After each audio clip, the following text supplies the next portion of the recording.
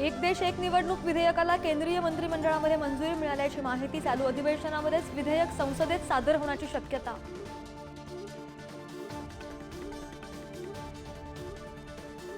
भाजपची मंत्रिपदांची यादी फायनल नसल्याने मंत्रिमंडळ विस्तार रखडला। भाजप प्रदेशाध्यक्षपदी कोण, या पेचामुळे दिरंगाई।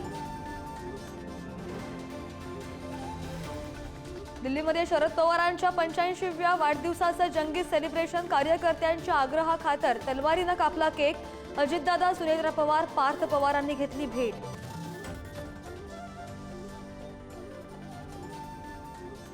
लोकनेते गोपीनाथ मुंडेंची आज जयंती। नेते कार्यकर्त्यांची गोपीनाथ गडावर अभिवादनासाठी गर्दी। लोकनेत्यांच्या आठवणींना उजाळा।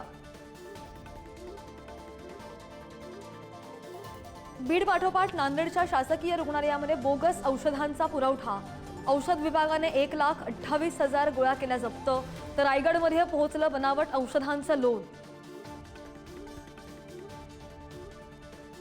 बीडच्या मस्साजोगचे सरपंच संतोष देशमुखांची हत्या। पवन चक्की खंडणीमधून वादातून पोलिसांना संशय। खंडणी प्रकरणी धनंजय मुंडेंचे निकटवर्तीय वाल्मिक कराड, विष्णू चाटे आणि सुदर्शन गुलेंवर गुन्हा दाखल। परभणीमध्ये संचारबंदी, इंटरनेट सुद्धा बंद। आतापर्यंत 40 जण पोलिसांच्या ताब्यात। SRPF पथक शहरामध्ये तैनात। एसटी महामंडळाने बसच्या फेऱ्या सुद्धा थांबवल्या।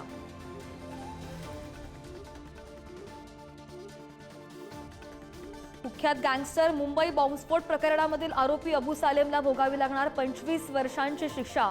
टाळा कोर्टानं केलं स्पष्ट, लवकरच सुटकेचा सालेमला अर्ज सुद्धा फेटाळला।